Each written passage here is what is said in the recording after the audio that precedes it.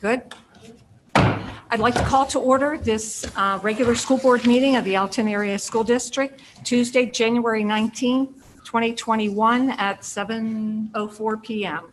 Could everyone stand for a moment of silence and pledge of allegiance?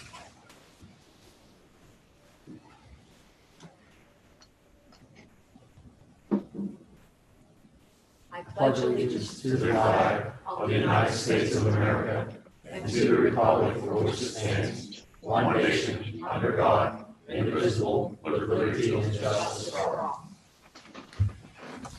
Could we have roll call, please? Mr. Baker. Here. Mrs. Breen. Here. Mr. Francis. Here.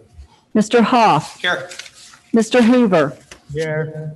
Mrs. Irwin Adams. Here. Mr. Johnston. Here. Mr. Cruz. Here. Dr. Malloy. Here. Thank you. We did have an executive session this evening at 6 p.m. for purposes of personnel. Hearing from citizens. Do we have any people to call? We have 5. Okay. Hey, excuse me, I'd like to bring up policy number 903. This needs to be addressed. In the past, some of us board members, him and hers, names been brought up at a meeting. In this policy, it is, if someone calls a board member's name, if it's directed, abusive, obscene, irrelevant, they'll be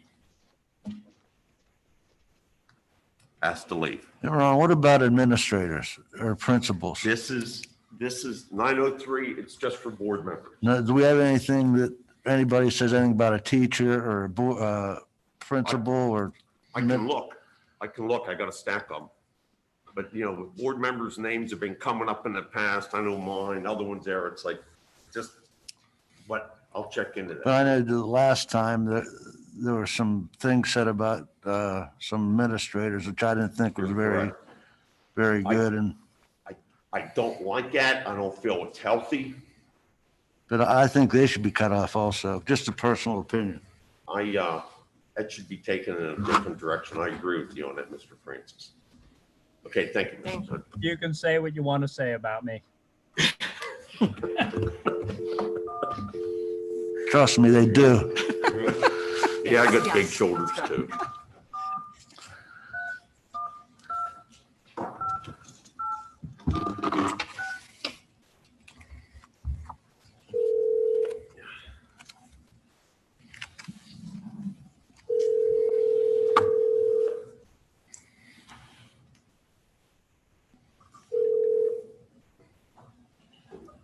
Hello.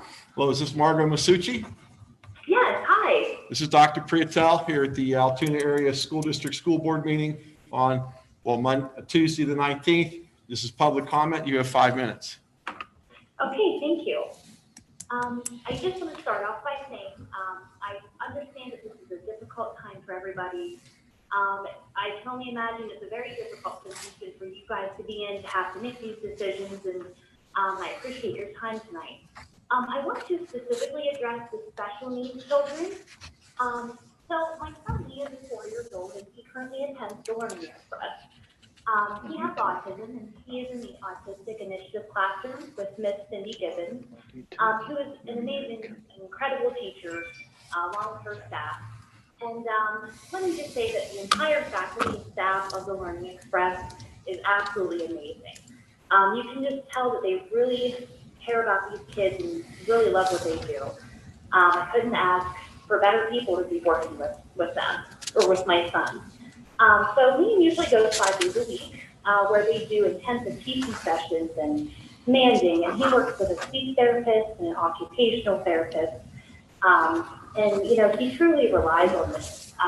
These children are missing out on things they need for their development, and it kind of upsets me thinking back. You know, he was 3 years old when we started the virtual learning, and now he's almost 5. And you know, that's such a crucial time period for child development.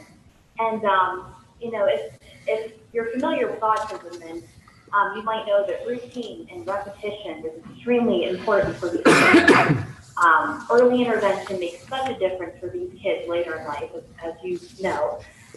But Liam, along with many other kids who's not participating in his Zoom sessions, he actually runs away from me. I spend my mornings chasing him around, trying to get him to participate. We've also tried to do his speech therapy and occupational therapy over Zoom, but that doesn't seem to work either. But he's not receiving what he needs through the virtual learning, along with these other children. And I know it's been a struggle for kids of all ages, but I really feel the younger kids are especially struggling. And the thing is, I mean, if you don't work with special needs kids, or you don't have a special needs child of your own, it's really difficult to understand the struggles that come along with that. So as a parent, I'm hoping that that you guys can empathize with everybody across the board. You know, ultimately, there's no ideal way to go about this, and I understand it's impossible to please everybody. My suggestion might be to leave it up to the parents whether or not to send their children, but especially for the special needs kids, you know, I'm just asking to please let them receive the help that they need to reach their full potential. And that's about all I have to say, but thank you for your time. I really appreciate it. You're Thank welcome. you. Thank you. Thank you.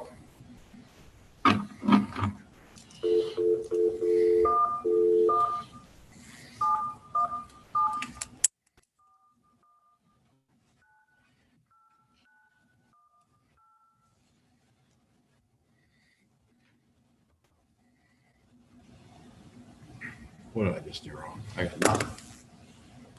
Oh, there we go.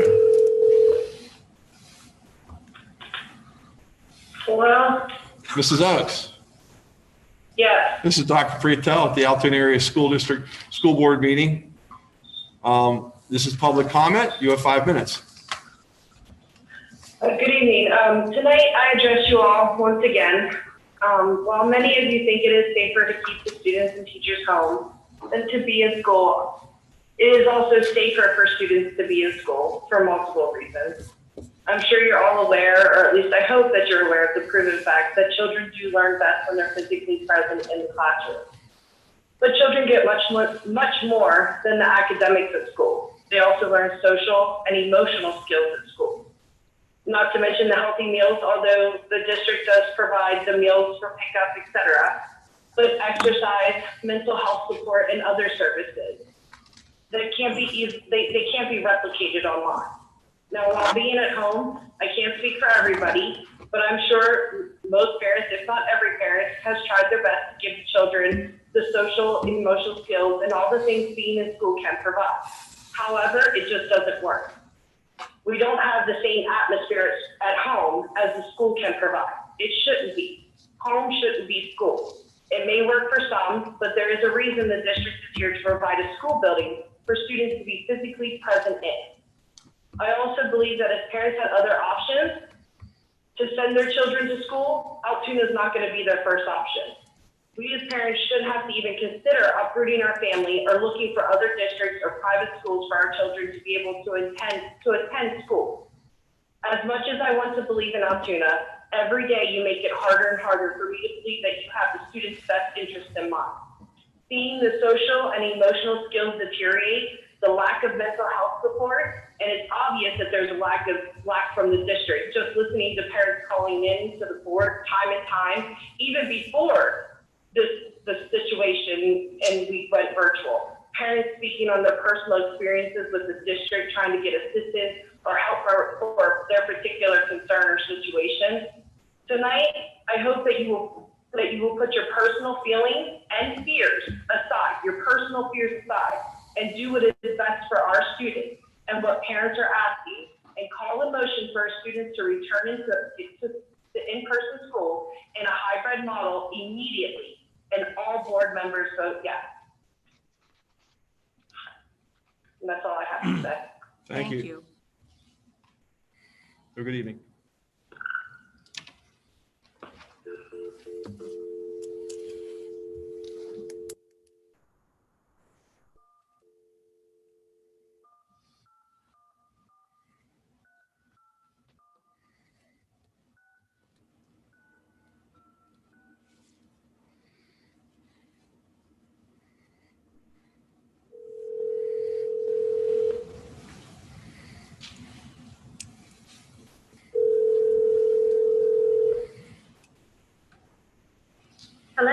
Sandy Rhodes. Yes, this is her. This is Dr. Priyatal. We're at the Altoona Area School District School Board meeting. This is public comment. You have 5 minutes. Wonderful. Hello and good evening, everyone.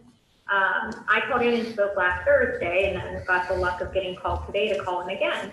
I just want to ask all of you to really work together and maybe consider a more realistic plan at returning the kids to school. I mean, it's very unlikely to find a place to give you 900 COVID vaccines in one day. It's just not possible right now. These vaccines are nowhere close to flu shots. Yes, the VA gave 200 in 4 hours, but we didn't have to thaw flu shots or time to see how long they were good for. You can't refreeze a COVID vaccine once it's already thawed. I mean, there's a hospital here in town that's had to throw many away because it's thawed, and then they don't have anyone to give it to.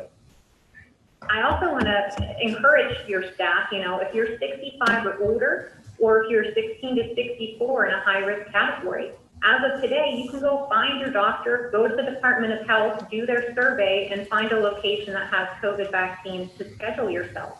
If you're concerned and that's one of the deterrents to wanting to go back, take some action on your own. I know that there are other people locally, daycare workers, other teachers, a middle school teacher at Altoona had their COVID vaccine today. So it is possible, much more possible than waiting for 900 shots to fall from the sky. We're in this phase 1A right now. These are a complete joke. They're not working whatsoever. You just heard me tell you all these people who've had their vaccines already that are not in the 1A phase. They were hoping to do 1 million vaccines for the phase 1A, consisting of mostly healthcare providers. And as of yesterday, close of business Monday, Pennsylvania had given a little less than 500,000. So they're nowhere near the numbers for phase 1A. Here in Blair County, as of Monday, the numbers weren't out when I looked earlier today, but Monday, Blair County had given 3,120 vaccines. So do you think they're going to give 900 vaccines in one day when we only gave a little more than 3,100 in 1 month? It's pretty unlikely. The other thing I'm saying is, the COVID vaccine is great. It's supposed to help protect us from getting COVID, and if God forbid we do get COVID, giving us a mild case. There has not been any data to support that the COVID vaccine decreases transmission. Not any. You can still get COVID and spread it if you have the vaccine. Whenever you get the vaccine, I'm scheduled for my second dose tomorrow. On Thursday, I'm still going to wake up, put my mask on, wash my hands between my patients, and socially distance just the way I was doing today and tomorrow. So there's no, especially if the plan is give the staff the first vaccine, that's a 50% chance of immunity. Like, that's not statistically significant in any realm. I just don't understand. If a lot of you who feel 100% virtual and a lot of you who feel 100% in person could maybe meet in the middle and try a hybrid plan for February 1st, like was already planned, people can plan on it. There's a date. You can tell your other employer, hey, I'm going back to my real job on February 1st. Parents, my husband hasn't worked since November. He's been homeschooling our son. He can plan on going back. We'll work out the days if he has to be on an AB schedule. It can be done. We can, if you have staff that are motivated and get their COVID vaccine somehow in the next week and a half on their own, there's even more reasons that they should go back. I know we're afraid of people dying. You guys mentioned 6 kids have passed away at the ages of 15 to 19 since last March of 2020. And that is horrible. Who wants any child to die? But none of those cases of those 6 children was due to an outbreak at school. Not one. 2 were Hispanic, 1 was obese, and 3 of them were college kids, not even in high school, not even in middle school. So, I didn't get data on the 1 because there was nothing, but no child has died in over 6 months. We're doing a good job. We're following the rules. In the last 6 weeks, we were talking about the deaths on Thursday. The majority were over 74 in a hospital setting with dementia, hypertension, diabetes, or COPD, with a close second being those in long-term care facilities. A Blair County nursing home went from having 196 residents down to 140. It doesn't take a genius to see where these cases are coming. Get on the Department of Health website, look around, look at the surveys for the vaccine, look and find the closest location to get your COVID vaccine and get on a wait list. You know, my son didn't have any special education today. It was canceled. This is the 5th time since November. After I spoke last Thursday, I received a message from another mother telling me to make a complaint to the Department of Health, Department of Education about my son's lack of special education. And I love his teachers, Ma'am. and I love him. Yeah, We're out of time. okay. But And just to clarify, is 5 minutes the time for everyone? Or if you have your master's degree in health, you get to talk more? Just because I know after I spoke, a few calls later, the gentleman spoke for 20 minutes and no one said anything. So I have my master's degree in healthcare, and, I think what I said was important. Thank so you. I'll leave you with that. Thank you. Bye.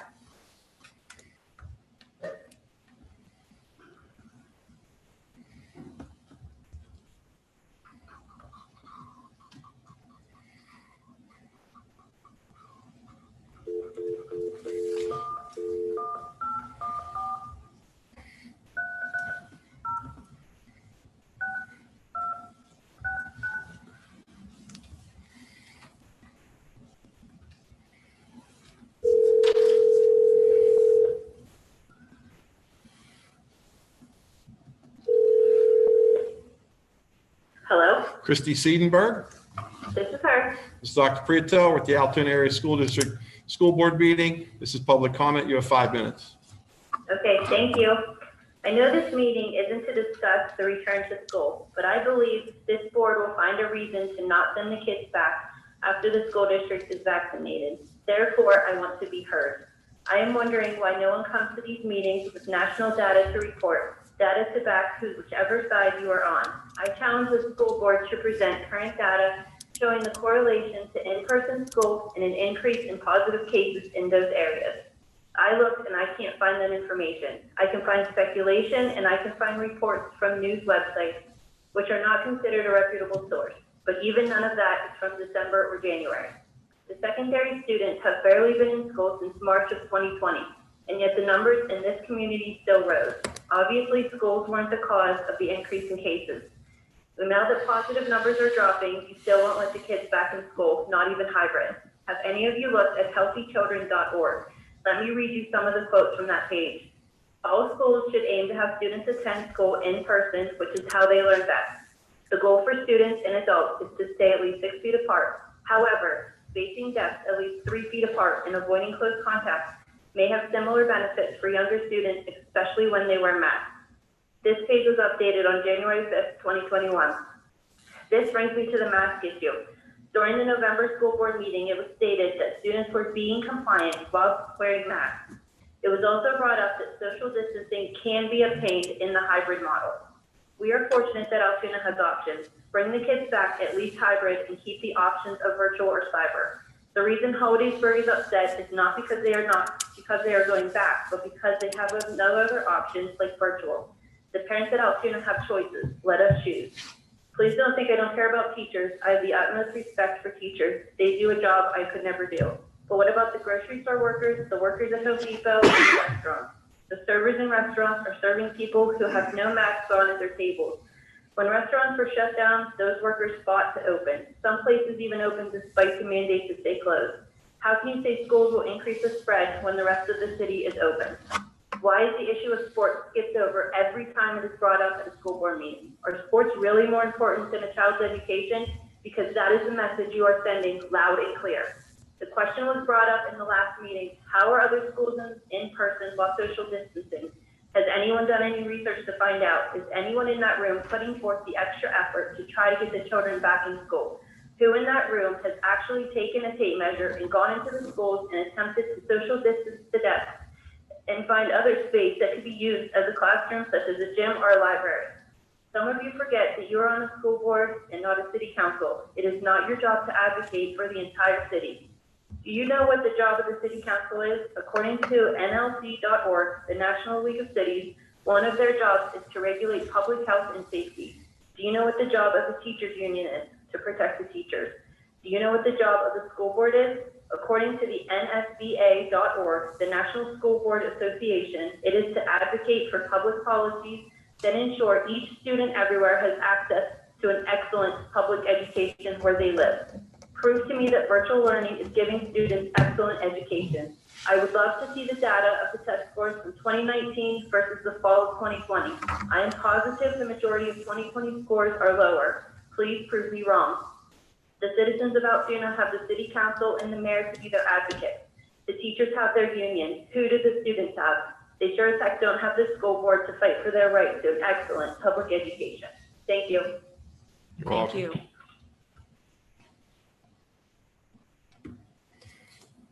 Last one.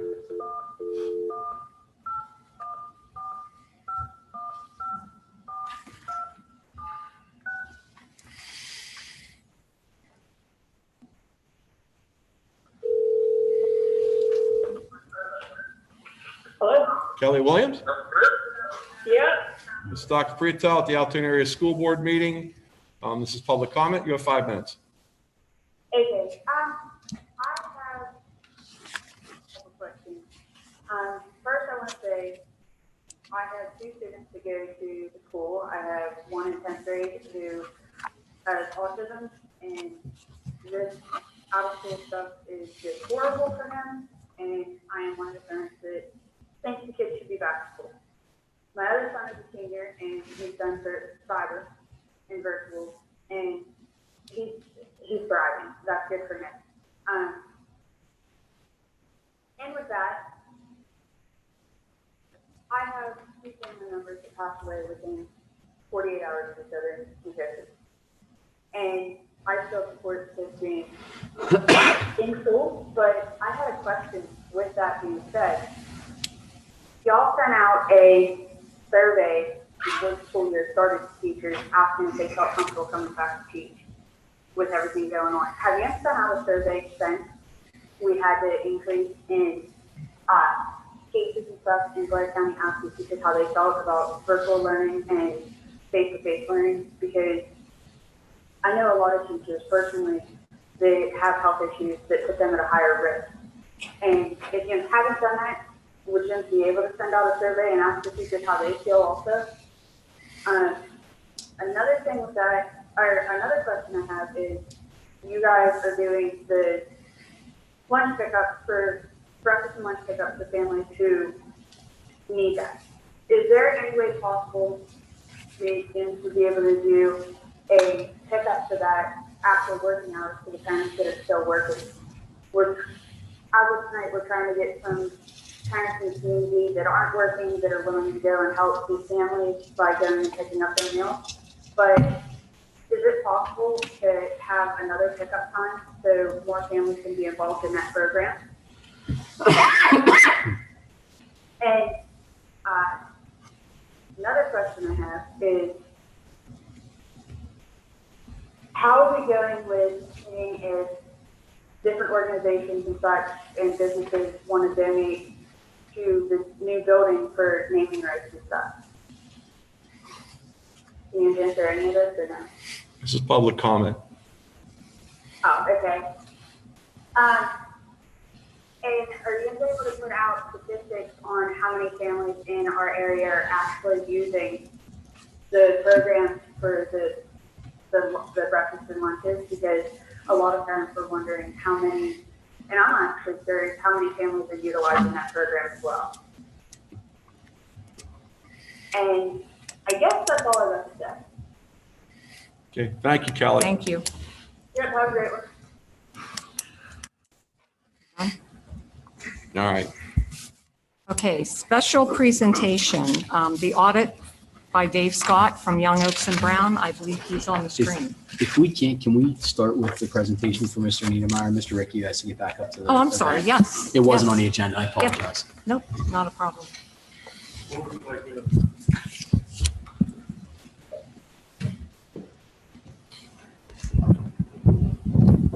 Good evening. We have a special honor here tonight. Our second year head football coach, one of our own, played here and graduated in 97. Vince Niedermeyer took over as coach 2 years ago. In 2 quick years, it's changed the culture and the attitude and the winning that we need, not only in our football program, but throughout our school district. This past December, he was named the Altoona Mirror Coach of the Year for football, which was a well-deserved award for him, his staff, and all of his players. And Coach, I'd like to congratulate you on a great year, and I'd also like to congratulate all of our student athletes on the awards and everything that they do to accomplish, to keep us at the high standards that we expect from ourselves in the Altoona Area School District. Coach? I'll be very brief. There's a lot more important things that need to be tended to tonight, but thank you to the board and the support. It was pretty rough for us getting through everything with COVID through the fall and summer and everything that led up to our season. This is the furthest thing from an individual award. I could not be more thankful for the staff that I have and the support that they give me. The biggest thing that I did this year was kind of step back and let those guys coach, and it turned into a lot of success. And none of us would be there if it wasn't for our players and the time that they put in. Could not be more thankful for them. Our group of seniors that we have this year was unbelievable, and they've set a standard, just like Coach kind of talked about, with the winning atmosphere. And I think it's definitely trickled down. And I just, hope that our other sports can get back to playing and keep it going and get back into school and get back to normalcy and get it back rolling again in the summer. But thank you so much for all the support. I do appreciate it. Yes, sir. Sharon Green, board president, has a memento for you to. Thank you for what you do for our students. Thank you very much. We really appreciate it. Well, thank you very much. I appreciate it as well. Hey, Coach, I found out who else won the Mirror Football Coach of the Year. You have. Well, that was also because of that guy's staff as well and the great players that he had. If he was just as smart as Coach Niedermeyer, he stayed the heck out of the way also. 2 great ones. Thank you.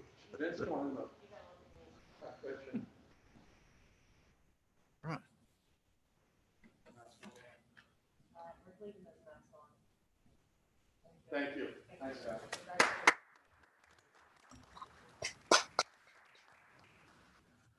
I'd like to just tip in on this here. That state college game, Eric Manson, was a good game, Coach. That was right down on the wire, down at Bald Eagle in the playoff games. Who's down there in the rain? Okay. We're definitely happy to come out on top of that. Yeah, thank you. I would be a fault. I think I want to make sure we thank all the wives of the coaches, and especially my wife, who I think is home watching too. Love it. Hey, thanks. Thank you. Bye-bye. Smart man. Now we'll move on to the audit report by Dave Scott from Young Oaks and Brown. Okay, thank you. Can you hear me? Yes. Yes, Dave. Okay. First of all, I want to thank you for inviting me here this evening, and also to thank you for allowing Young Oaks Brown to be of service to the school district. The first report I'm going to go over very briefly is called the Annual Report of the Altoona School District, Altoona, Pennsylvania, for the year ended June 30, 2020. Please turn to page 15. And if you go to page 15, that's the balance sheet. It's a snapshot of the assets, liabilities, and fund balance at June 30, 2020. If you go towards the bottom under general fund, which is your main operating fund, you look down towards the bottom, where it says total fund balance. Right now, at that point, your total fund balance was about $30 million. And you guys have already committed about $27 million of that for school operations and debt service. But again, that's where we're at right now at June 30 is $30 million. Next, if you go to page 217, I mean page 17, not 217, but 17. This is called the Statement of Revenues, Expenditures, and Change in Fund Balance, which is actually like a profit and loss statement of a business. Under general fund, again, if you go towards the bottom, the third line up from the bottom, that gives you the net change. And again, you had a deficit of $6.8 million for the year. So again, for the year ending June 30, 2020, you had a deficit of $6.8 million. And the only other comment I have on this report is that we always talk about it, but your carve out of the state pension liability is about $156.5 million. So again, that's just a carve out of the entire state pension plan, which has obviously a substantial deficit. And your portion of that would be $156.5 million.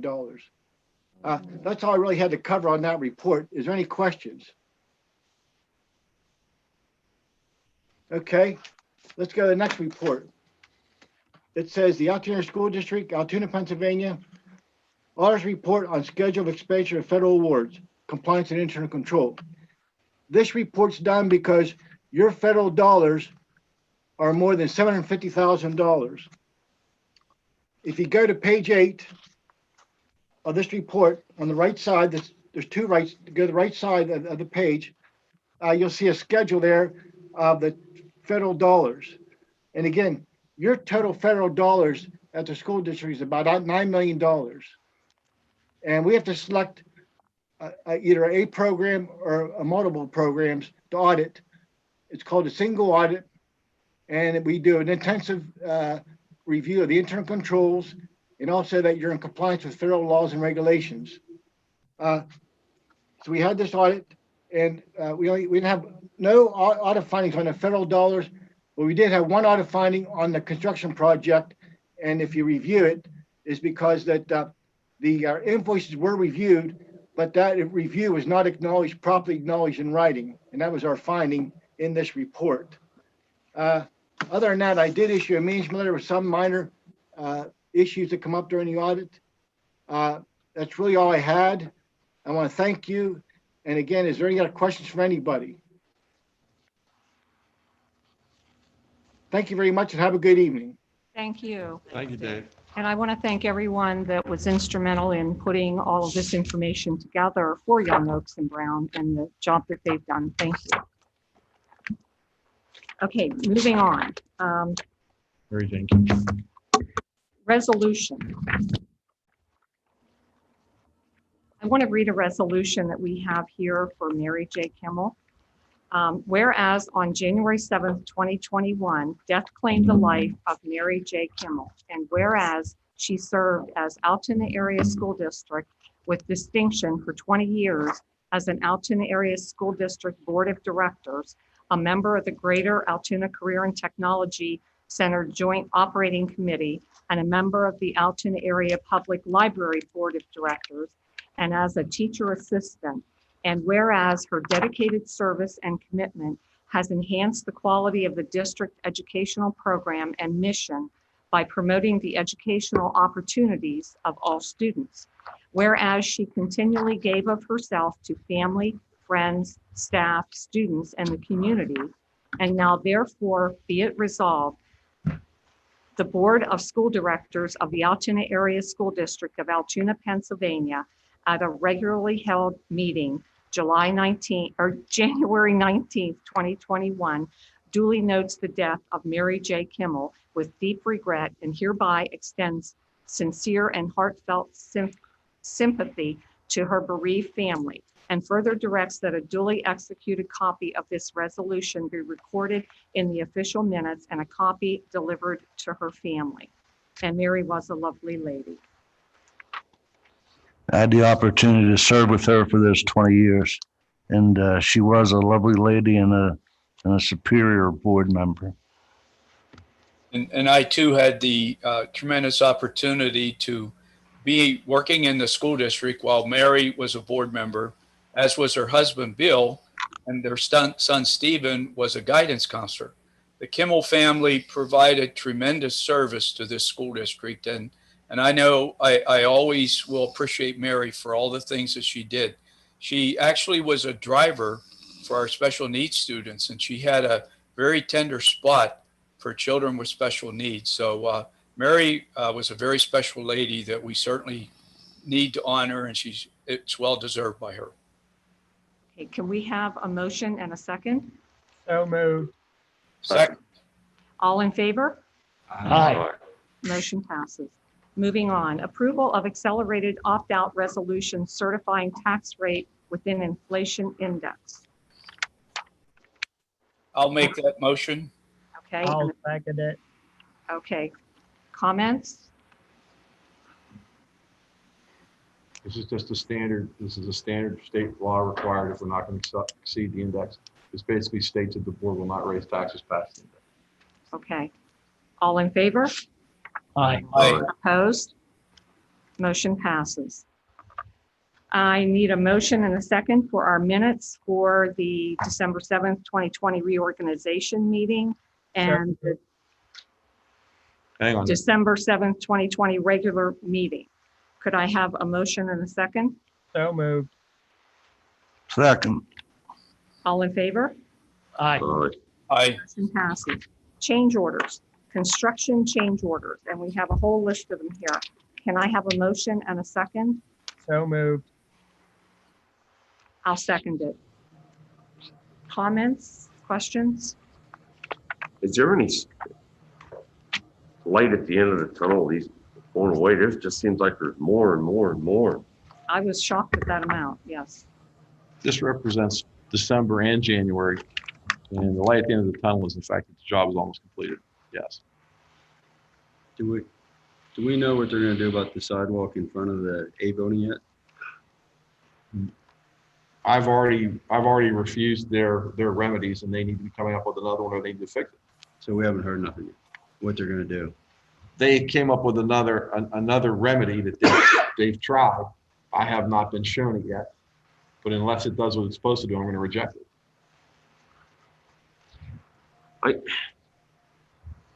I feel it's time we get the architect on Zoom and talk to him about these change orders and the sidewalk in front of the field house. I mean, if there's a crack in cement, it's just going to get bigger, and I just don't see no quick way of fixing it. I think we need to. Unless someone else has a different idea, but I've never, for that 17 feet long and 4 feet wide, I don't know why they made them that long without expansion joints. Now, out in front of the new school up here, they're 4 feet by 4 feet with expansion joints. Yeah, but 17 feet. And I know it's the architect. He told the contractor what to do, but it's on the architect, flat out. Oh, it has to be, because that was in his plans. And they say small cracks come up to be big cracks, and I've caulked cracks in cement before. It's a quick fix for maybe a year, 2 years. They're going to come back again, and then you're going to have the rain and the ice and the thawing and the freezing, and then you're going to have unevenness and then a tripping hazard. That's a problem there because there's a lot of students in that area and that could create a serious tripping hazard. Yeah, I suggest if we may, get the architect on a Zoom meeting, whether it's physical plant or. I can definitely get them on facilities for February. Thank you. Thank you. Catch that, Doug? The stock ticker, is that something that was added later on? Stock ticker is a donation from the foundation and the bequeath of the Joe Gets a State. So they're paying the change orders on that? Because it seems like we have They're paying a the few full on bill on that. that, yes. Number 347, is that a design flaw? Hang on, let me roll up. $14,000 for the. That was an architectural error in the number of kids that were going to be in the room for a business computer lab. Yes. So is that something we can go back on them? We will have the opportunity at the end of this to have to seriously look at the balance sheet in regards to those errors. Yes. And that will be before we pay them in full. We have yet to pay them their final installment. Okay, good. So I'm like Ron, I just want to say there's a lot of change orders that this month, and I thought they were going to wind down. It just seems like they're trying to get the rest of their money out of this through change orders. So. I have a question on 344. Move the bleachers to center on the 50-yard line and extend sidewalk. So is it going to be a 50-yard sidewalk? It's going to, the asphalt, the majority of that is actually to add additional asphalt to get the sidewalk to reach the bleachers. Yes. Because the actual slab is the same, whether it's on the side or in the center. Now up at Keith Field, there's a set of bleachers up there. If we can use them, they're in pretty good shape, aluminum. We're planning on using all of our existing bleachers, yes. Thank you. Any other questions or comments? All in favor? Aye. Aye. Opposed? Well, I'm opposed to the architect's 5.7% allowance. Is there another no? Or just one no? Just one, Ron. Okay, Thank you. thank you. Okay. Moving on, finance, list of payments, Thank you, Gary. financial reports, financial statements and single audit, auditing and consulting services, honorarium contracted service, child advocate's use of space agreement, estate of Peggy A. Peterman, also known as Margaret A. Peterman. Can I have a So moved. motion and a second? Second. Questions, comments on any of those? Yes, on G with the estate contribution, that's like, that's a big yippee. Yes, That's wonderful. absolutely. Thank you to the Thompson family for doing that. I have a question. Maybe it's a clar- Peter, yes. Okay, I don't know if you can hear me. I have a question regarding the financial report, the tax collection statement, and I would refer to the December report. And there at the very bottom, maybe I just really, I guess, more curious than anything, but some of the numbers seem to be somewhat, I know, different from 2019 to 2020. If you look down at mercantile and business privilege, where 2019-20, it was for the mercantile 51,676, and now this year 217,440. So that's almost like a 4-time increase. And then for the business privilege, going from 290 to 512, and below that, the flat rate occupation delinquent, that jumped quite a bit. Is there some explanation of how that occurred? Or am I reading it wrong, or what's going on here?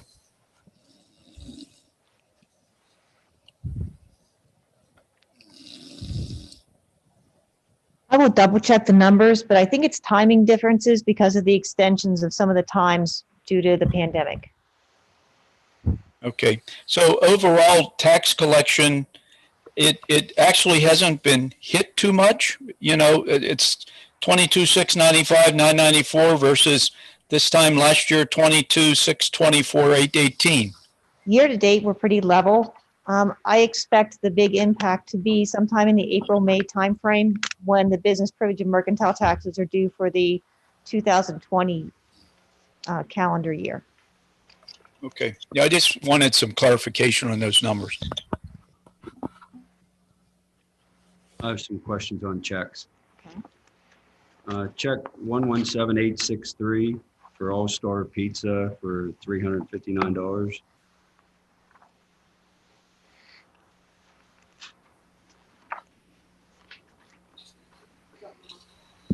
Which check is it again? I don't know off the top of my head. I can look that up and get back to you.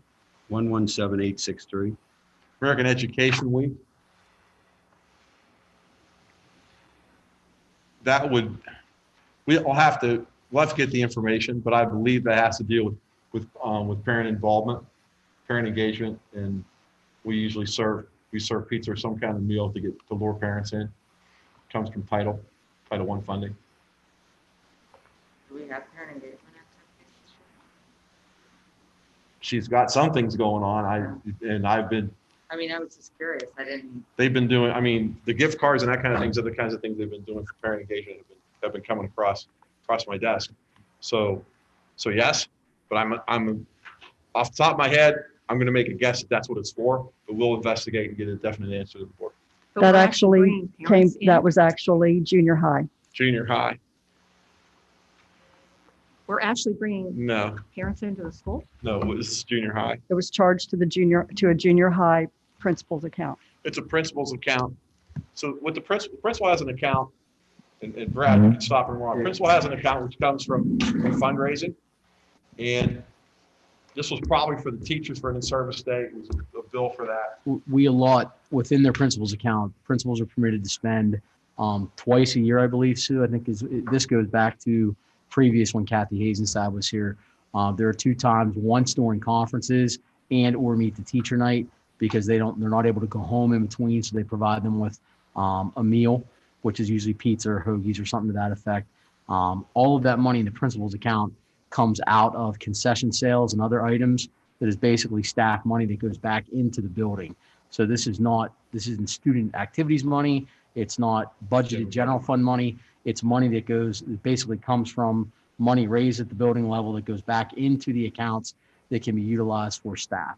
American Education Week is either the first or second week of November. I believe it was the first week that we came back hybrid. And there was either a luncheon or something associated with conferences that was provided for. Correct. Have we spent, and I just did the numbers quickly, approximately 600,000 on cyber on this month? Does that seem right? That seems close. Okay. I saw we have band uniforms. Is that from previous and we finally paid for them? Yes. Okay. And I see that we have a contract for window cleaning. Is that accurate? Yes. So our maintenance guys or whatever don't take care of our windows? We have someone else? It has to do with the fact that your building's 30-some feet high. Okay. And you bring the window cleaners in, I would say once or twice a year. And they come in with it twice a year, do all the high windows of all the buildings. I have some other ones, but I'll just email them to. Thanks. Any other questions, comments? I just want to correct something I said. I said thank you to the Thompson family. It's the Peterman family for their donation. That was very generous of them. If there's no more discussion, all in favor? Aye. Aye. Opposed? Motion passes. Policy. Altoona Area School District Policy, first reading. Discipline of students with disabilities, behavior support, confidentiality of special education student information, extracurricular activities, interscholastic athletics, sudden cardiac arrest. Altoona School District Policy, final reading. Purchases subject to bid and quotation. Yes. Can I have a motion and a second? So moved. Comments, questions? Yes, I just got a statement here on the purchases subject to bid. Anything over $21,300 will be put out for bid, and that'll go to the business office, right? The only change in that is the change in the numbers, which are adjusted every year by the state. Yes, thank you. All in favor? Aye. Aye. Opposed? Motion passes. Education. Affiliation agreement with Mansfield University. Affiliation agreement with Messiah University. Volunteer approval. Clear the list grant, Juniata Gap Elementary. Additional Pearson View testing dates for 2021. Cooperative agreement addendum, St. Francis University. GACTC students. Could I have a motion and a second? So moved. I'll second that. Any comments, questions? Just a question on the St. Francis. The kids that get the credits, is that transferable? Are they transferable to another school if they don't Yes, want to? when you have cooperative, or when you have dual enrollment, those credits can count. Absolutely. Okay, thank We have you. dual enrollment affiliations with multiple. Thank you.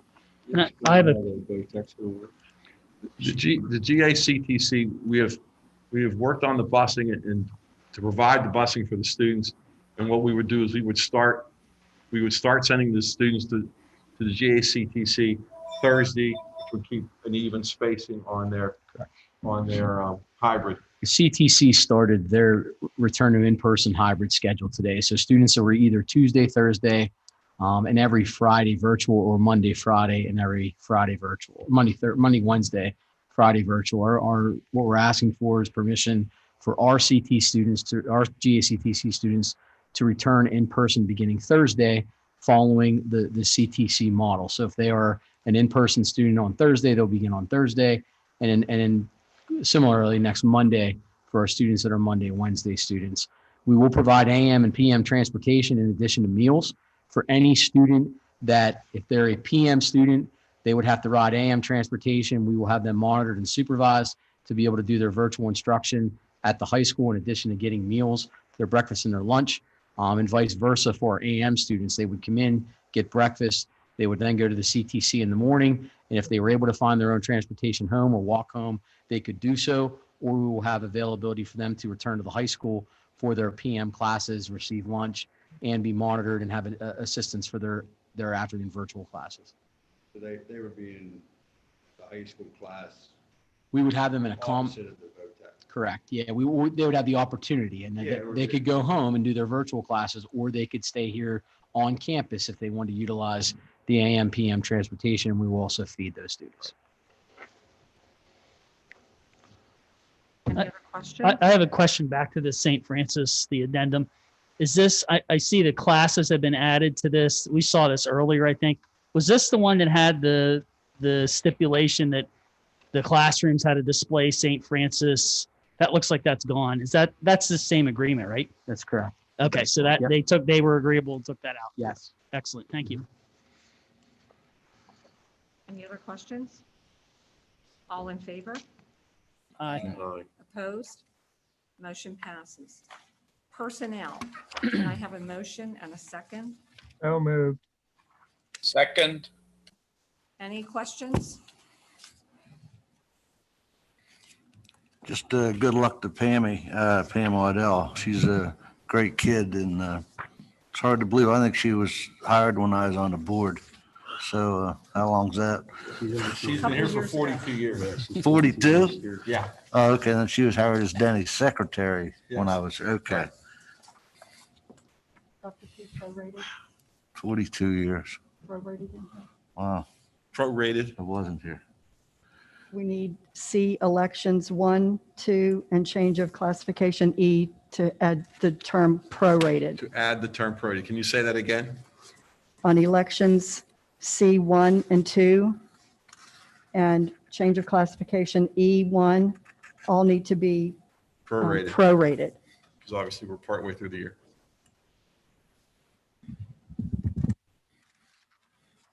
You said E1.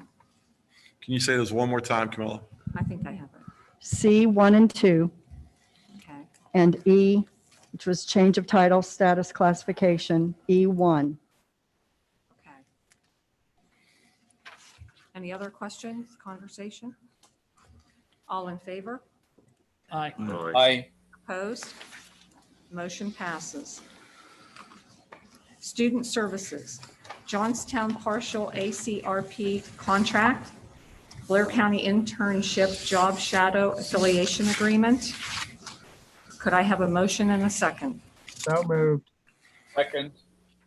Any comments or questions? All in favor? Aye. Opposed? Motion passes. Capital Project List of Payments. Can I have a motion and a second? So moved. Second. Any questions, comments? All in favor? Aye. Opposed? Motion passes. Moving on, disposition of vehicles, spring sports equipment bid, Pennsylvania Career Link rental, Mansion Park, request for proposal, and sale of the William P. Kimmel property. Can I have a motion and a second? So moved. Second. Okay, questions? How are we disposing of the vehicles? Vehicle we put up for sale. They put up for sale on the website, or? How are you going to do that? on the website and I'll advertise. On the website and where? Advertise through Penlink. Oh, Penlink. Because we can put it on for so long and say, you know, you have so long to bid on it. Okay. I'd like to just mention this spring sports breakdown report. I know I complained about that in a prior meeting, that it was very general. I really appreciate the detailed report. So whoever put that together, thank you for doing it by sport and having accurate quantities. That is appreciated. That was Phil. Phil and the secretary. Good job, athletic department. I have a question on the William P. Kimmel. You want to move the money to the capital reserve fund? I thought we were going to put that in the general fund. Normally with one-time receivables, they would be put in the capital reserve for one-time expenses. But I It's just- thought we it's- discussed it at the last meeting and Carl said it was fine to put that in the general fund. It's the board's prerogative. That's the reason it's on the agenda. I think it should go into the general fund because then it can be used for capital purchases if you want.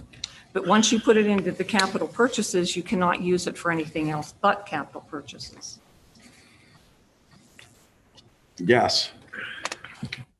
But understand, it's a one-time allotment of funds. It's a capital allotment of funds that it's not a recurring. When you put it into the general fund runs off of your revenues and your annual receipts and basically your annual taxes, et cetera.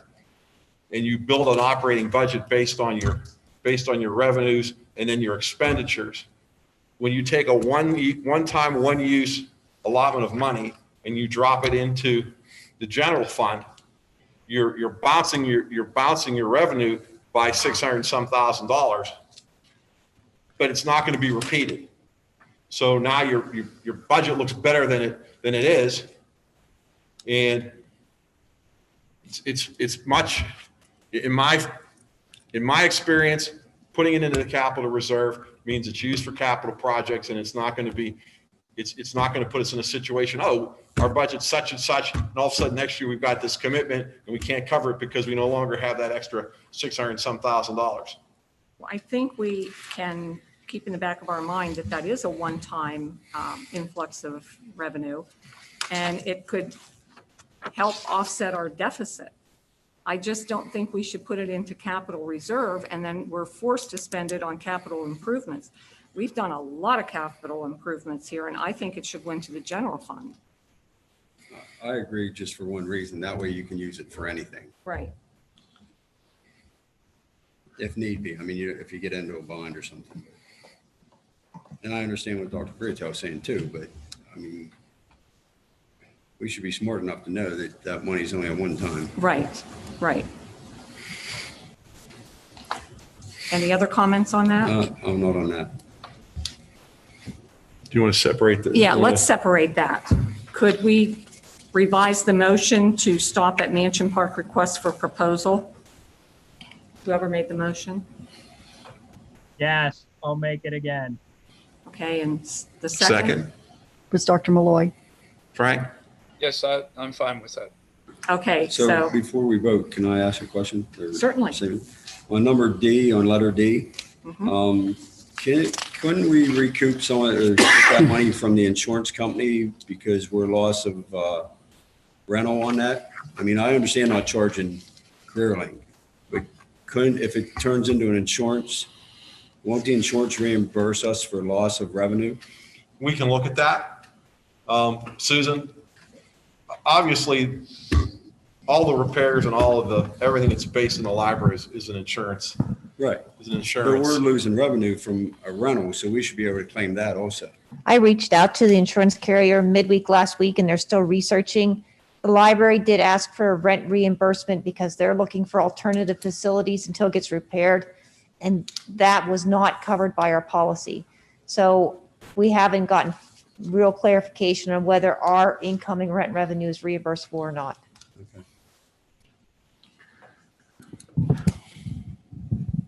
Any other? Yeah, I have a question. I need a refresher. The RFP for Mansion Park, is there a cost associated with that? You've already hired Steve Parks to do all the development of the plans, et cetera. This is just approval to send them out to get the numbers. I received his agreement that was worked on. I made certain revisions.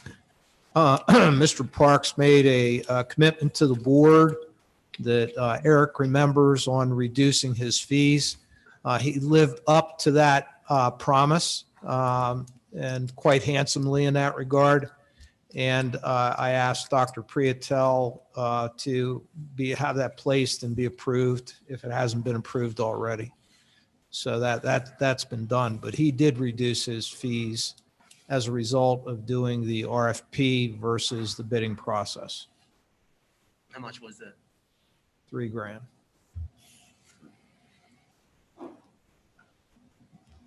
I'll tell you afterwards what the initial proposal was, and we moved it. Okay. Okay, any more questions? All in favor?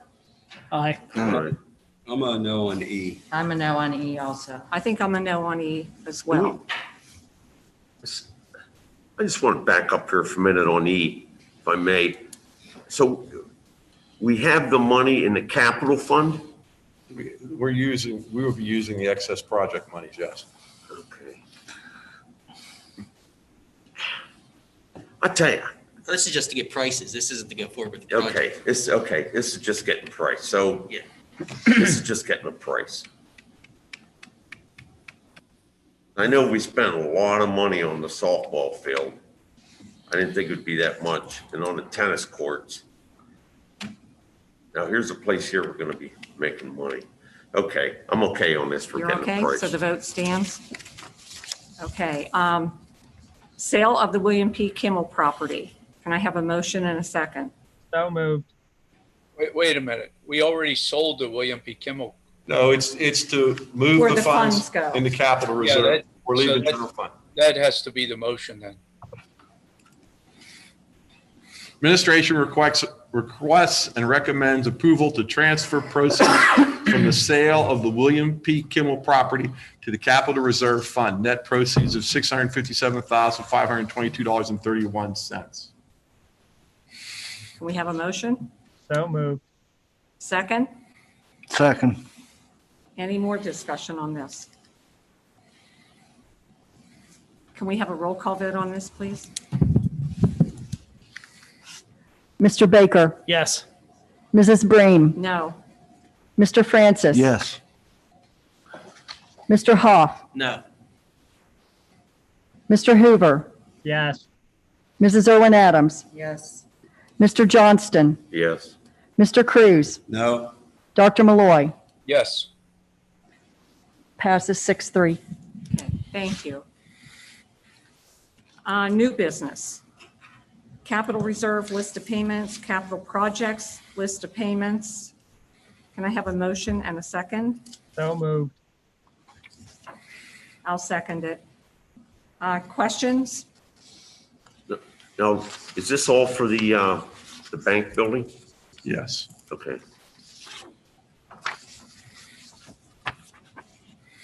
Any other questions? All in favor? Aye. Opposed? Motion passes. Did someone have anything for new business? Ask me MOUs. Where's that at? Letter C. Letter C. Oh, you print yours off early. Well, it's the one that was delivered to me. So there's, There's 2 MOUs.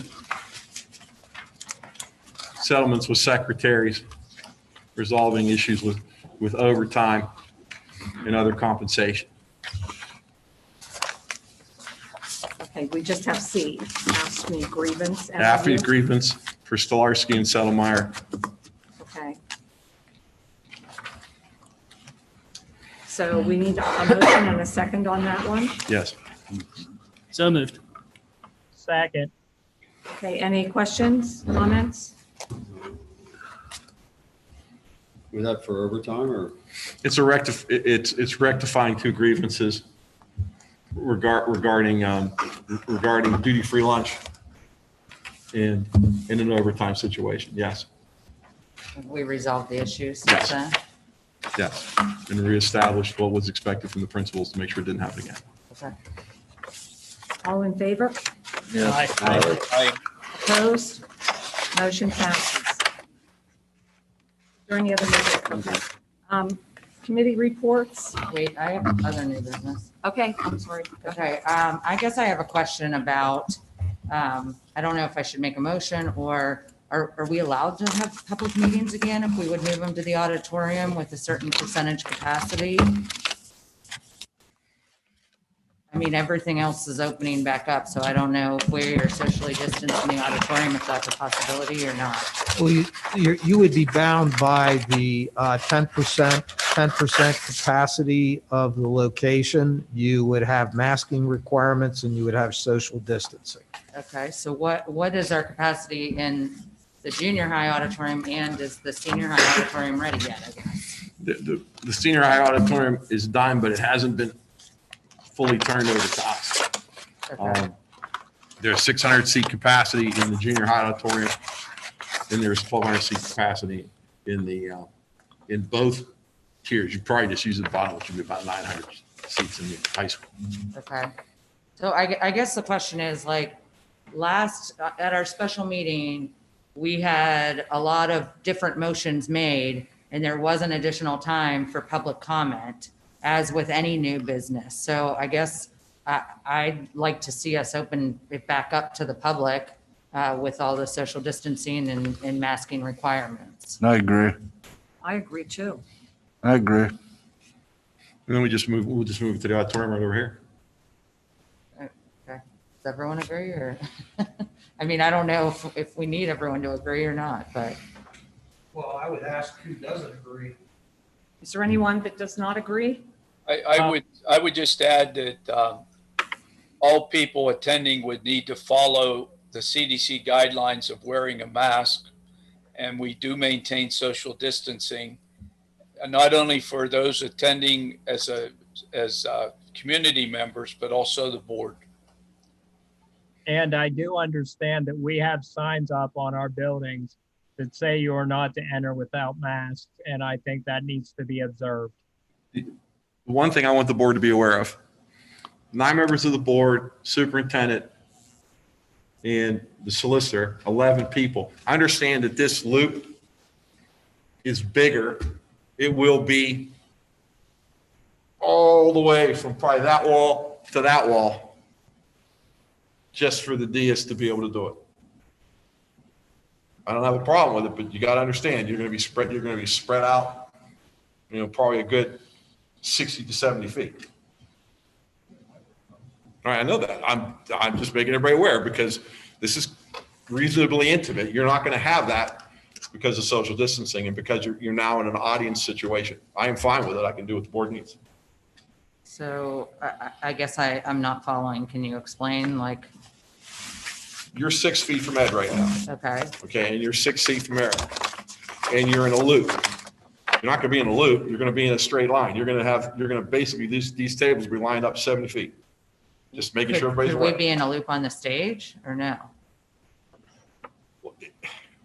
Opening it up means, to me, is you're going to have the public, you're going to have the board.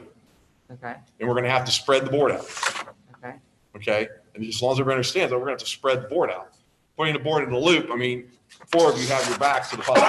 Dumb question, but could you do stagger 2 rows in the front row and then stagger the second row and they still would see straight ahead? We can try, there's a bunch of different things we can do, but I'm just saying, understand, I'm going to have to make sure we social distance on stage also. Right. Couple schools that I attend actually have 6-foot tables and people sit one end, and then, they stagger. You'll probably be able to do it, but you will be spread out, but it can be done. It's going to be one. What I'm concerned is, can you look at a board member in the eye while they're talking? Not with, you're going to be, even if I arc it, it's going to be much more difficult. It's just going to be a big spread, Frank, Dave, sorry. I like to see people's face when they're talking and their eyes when they're talking to. The Just to public take would a still look. come to a microphone probably because we would They'd have still, to, yes. we'd still broadcast it on Zoom. The other thing, while we're on that topic, I had somebody reach out to me and say it was still very difficult to hear some of us on YouTube. Is there I know we have the microphones here in the PA system for people in the room to hear, but is there a reason we just don't run Zoom on our laptops that are in front of us so people can truly hear us at home? I mean, that would give us a much purer audio feed going out. I just don't understand. The issue comes down, if you have Zoom up and I have Zoom up and Sharon has Zoom up and everybody has Zoom up, the problem is all those open microphones create that massive rollover of sound. So what we've literally done. But that would only happen if these speakers were on our laptops, right? If we're just using a microphone on the laptop, we'll do that. The feedback comes from the speakers. So if there's no speakers involved and the speakers for the auditorium are in front of us, it's not going to feedback. I mean, I have to say, I did sound for these meetings, if some of you will recall that, and we never had an issue with that. So, well, I just know that this was the best solution we could come up with. Oh, I think it's fine, but somebody contacted me and said, I can't hear everybody when they talk. Right, I understand. And I know that doing Zoom, I mean, we did our IU10 in service with 110 people on Zoom, and it wasn't an issue. You know, so it's just a recommendation. I'm just saying that would fix the audio problem for the people watching at home. It would be a lot. Mike, no one has ever said they couldn't hear me. I just want to get that on the record. You don't need a microphone. We'll work the kinks out. We'll work to put it in the auditorium. And is this for a special purpose, the auditorium, It's a way to spread. It's a way to bring the audience back. Okay. That's the purpose. That's the drive. Okay, so I guess I have another request or motion. I don't know. I was going to discuss bringing the children back again tonight in light of our recent things on the vaccine. I think the administration feels it's too soon to rediscuss it. Could we set up a special meeting maybe for next week so we have another week's worth of information to revisit a plan? I don't see why not. I agree. I think we have to do something. You know, the kicker was we all thought that the vaccine was going to be available quicker than it is. And I personally don't want to see the kids going back to school in March or April. I'd like to see them go back sometime in September and probably start with elementary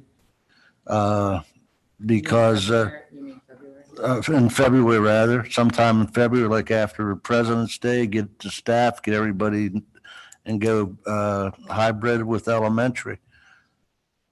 That's my opinion. But the vaccine thing just threw me back. I couldn't believe it would take that long to get vaccine. What day do you want to do next week? Is Tuesday good for everybody? The 26th? We have VOTEC Monday. Right. Yes. How long is the VOTEC meeting go, Jay? Pardon me? How long is the VOTEC meeting go? I don't know how big the agenda is, but normally it lasts, 45 minutes, an hour maybe. If we want to meet after that, here. When are we going to tie in the executive session? Well, we've got to decide that. I was going to say, could we do it first on Tuesday and then the meeting on Tuesday? I don't know. Depends on how much time you feel you need. Well, When it's before a meeting, you're if we're only discussing that, I don't know, an hour should probably be enough, I would think, right? That's I'd fine. rather discuss the executive session later, just concentrate on the school opening. Okay, is the 26th good? January the 26th? Okay. Yeah. What time? 6, Six. 7, 6 o'clock. 6? Here? Yep. Well, Okay. Or in the auditorium? put in the auditorium. Okay. Isn't that the reason you set those up that way? You wanted it to be an auditorium? Everyone Okay. wants it, right? So January 26th, 6. Right. or In the 20. auditorium. Okay. Okay, that works. Six. Committee reports. Superintendent's report. I think everybody's pretty much up to date. I want to again congratulate Vince Niedermeyer. I want to thank Phil and all the coaches for making everything work with what we're trying to do for our students. And I want to thank the teachers for all their efforts in again continuing to pull off a very monumental task in delivering instruction to the kids in these troubling times. Thank you. There you go, Chuck. And employee union response, I don't think we have anyone here from the union. Middle management and solicitor. We did a lot of training back in August relative to Title IX to meet the August 14th deadline. Lots of questions have arisen as to roles of the investigators, decision makers. So we're rolling out another training cooperation with Levin Legal Group. Everything has been recorded, and that was done on Friday. You'll start to see information. It's more for superintendents and administrators, but it's we're trying to condense a couple thousand pages of stuff down to more manageable information. We've been able to compact it into a 2-hour presentation, but it's additional and updated information for those that are in the trenches doing the work, because ultimately you have to turn over an investigative report that for the most part is a book on come sue me, and you have to make sure it's done the right way. So we're recommending consideration to be given to having those folks that are going to be tasked with that responsibility get a second dose of medicine and training. Thank you. Can I have the floor for a second? Certainly. Okay, Tuesday night, because I want to avoid any confusion from a discussion standpoint. We will be discussing the reopening of school. It will be a special meeting, which will be a working session.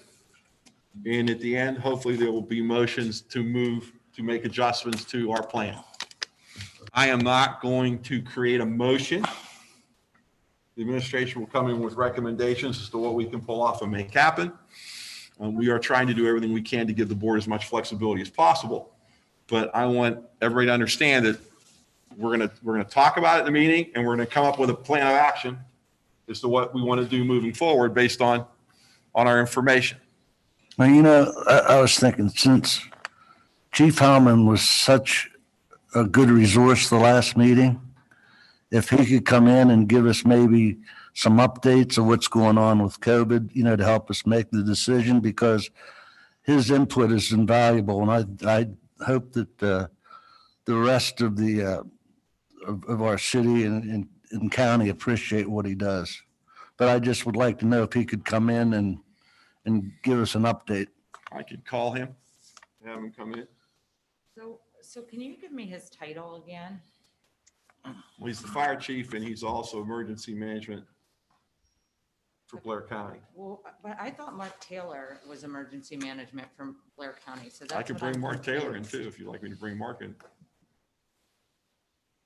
Tim's coordinating the pod effort, and he's been for the last couple of years when we've met with him. He oversees and coordinates with the Department of Health the establishment of PODs, which is a point of distribution. So specifically when you're looking at like vaccinations and those types of things, he worked with us about possibly doing one here, multiple school sites, state police, local authorities, but he is at the forefront of coordinating that effort. Do they I know work together? Like, I don't know what Yes. the chain of command is. he works directly with the Department of Health, and I know they're working directly with the VA right now on establishing that point of distribution at the VA. Right. Okay, but he. Emergency management coordinator for our. Correct. That's his title in addition to the chief of. Okay, and I can so- call them both tomorrow. Okay. And I don't see any issue. I'll talk to Mark and see if they can, whether they want to Zoom in or whether they want to physically be here, but I can call them both. Will this meeting be in the auditorium venue, or will it be as we have it here tonight? I'm going to try to do it in the auditorium. Okay, and which auditorium? Junior high. What would be the seating capacity, counting all the board members and Including the board members, 60 would be the max. total in that room? Total. Okay. So do you have to would the public have to, Like not purchase tickets, but pre-register? We're going to have to work the kinks out for that. But obviously you're not going to have 100, 200 spectators because we can't put them all in a room. Now, you can have hearings from citizens, because if you do, you're going to have 50% for, 50% against. And I personally don't want to sit in and listen to rhetoric from both sides. I just like to have the board work, and we could come out to some sort of agreement. Are you allowed to have a public meeting without comment? I mean, could we have a work session and then, once we make the motion, have public comment? You can, once you put the motion out there, and it becomes an agenda item, you should have some public comment. The other evening in another school that way, I did recommend that when something was sprung on everybody and the motion didn't go through, to allow a little more comment, and that didn't go more than probably 50 minutes. But if everybody has the benefit of talking back and forth, then you put the motion, and before you vote, you have public comment. That is in fact doable. I realize it might extend it, and you are a representative group of your constituency. I'm just saying, due to the sensitive nature, that's something you should consider. If you're going to go that direction, I would just recommend from a technology side, if you're going to have people calling in to a number, you may want to consider having that meeting in this venue, that specific meeting, just because of the technology. We'd be able to set it up so that after a motion is made, that we could take live calls as opposed to calling people back. And that's exactly how it was operated in Hollidaysburg, where people were calling in. Dr. Gilday was on his knees for like 50 minutes. We had about 29 people call in that evening. He was actually running a switchboard. Correct. So that's fine. So when we make a motion, then people will call in, correct? So That's we'll fine. start here, and once we come up with a motion, then we'll open it up for public comment. That's fine. That's good. So we'll be in this room. So we won't have a public meeting on Tuesday. We will have a public meeting, and then we'll be able to watch it on YouTube, but we will not have it open. Yes, we'll We save will that not- for our next board meeting. Right, we will not have a live audience. Okay. Okay. Everybody's good with that? Anything else? Meeting adjourned.